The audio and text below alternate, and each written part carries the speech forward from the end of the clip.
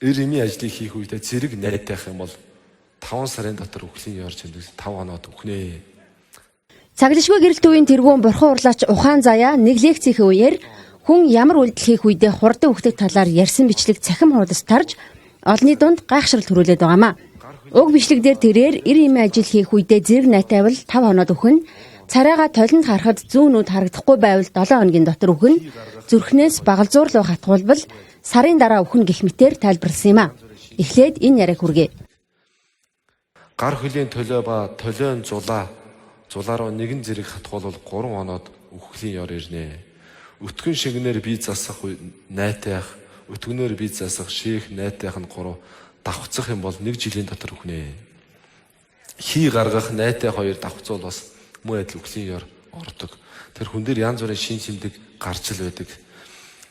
Эрийн дусал цагаан байхаа болж хар улаан гарвал 6 сарын дотор үхнэ. Хамар гинт хавчигаад нармигаад үзүүр нь хөдөлж одоо хамраа хавчигаа явчих юм бас үхлийн ёроо. Хүмүүсний үгүй болвол 6 сарын дотор үхнэ. Тэгвэл түүний энэ яриа яг ямар агуулгатай байсныг тэрээр ингэж тайлбарлалаа. Ангаах ухааны 4 үндэсгээ одоо жүжиг номыг орчуулж гаргасан юм гайхамшигтай ном байна. Энэ номон дээр бол ерөөсөө тэр хүний эрийн тусал хаагдаад одоо улаан цагаан болох, хар цагаан болох гэх бүх юмуд байж байгаа. Олон юм энэ дээр ингээд бодиттой судраас навч хийсэн юм ном байна. Тэр номноос л би шавж ярьж байгаа болохоос би ерөөсөө өөрөө зохиож санаагаараа зохиож ярьсан юм нэгийг ч байхгүй. Тэгэхээр энэ маань ёрт тэмдэг, шинж тэмдэг, эртнээс ирсэн нууц тарины, аг тарины номон дотор бүгд байж байгаа.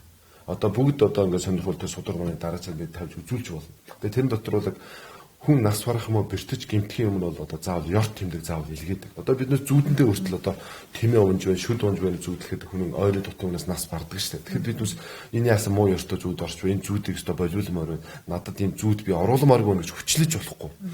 Хүнд хүссэн хүсээгүй одоо тэр муу ёрын зүйл ирдэг. Тэгээ бэртэж одоо бид нүс амьдрал дээр ажиглаж байгаа л гинт өнөөдөр уулзчихсан хүн маргааш гинт нас орсон байж л байдаг шүү дээ. Одоо аваарт ороо нас орсон байж л байдаг. Гинт бэртэж гинтдэг. Тэгэхээр өөрчлөлт тааж ирдэггүй. Тэгээ миний чин зорилго бол ард түмэндээ үнэнгээсээ одоо энэ үнэн мэдлэгийг дэлгэрэнгүйгээр нэлийн гүнзгий хүрэгчий гэсэн сэтгэлээс л үнэн сэтгэлээсээ би тань тэр нарийн номлыг мэдүүлчихье гэж хандсан болохоос биш ямар нэгэн айлгаж ичээх одоо янз бүрийн мухар сүсгийг дэлгэрүүлэх гэсэн талаас огт яриаггүй. Тэгэхээр энийг Монголын ард түмэн тавд үнэн зүгээр сайн ойлгоорой. Тэгээд би өөрөө бас монхоо хүн байж болно. Би бас төгс төгөлдөр биш байж болно. Тэр номлыг зөв ойлгуулж чадаагүй байж болно. Зөв тайлбарлаж би чадаагүй байж болно. Иннээс бас та бүгдээс уучлалт бас хүсэж байна. Өөрөөр хэлбэл энэ бол сударт бичигдсэн бодит үнэн зүйл бөгөөд бидний амьдрал дээр ч тохиолдож байдаг зүйл гэдгийг онцоллоо. За хамгийн гол нь үүнийг цочирдож айж ичиж хүлээж авах хэрэггүй гэдгийг ч мөн зөвлөлөө. Тэгэхээр энэ ном бол хүнд өгж байгаа үзүүлэлт нь бол хэмжигдэхгүй.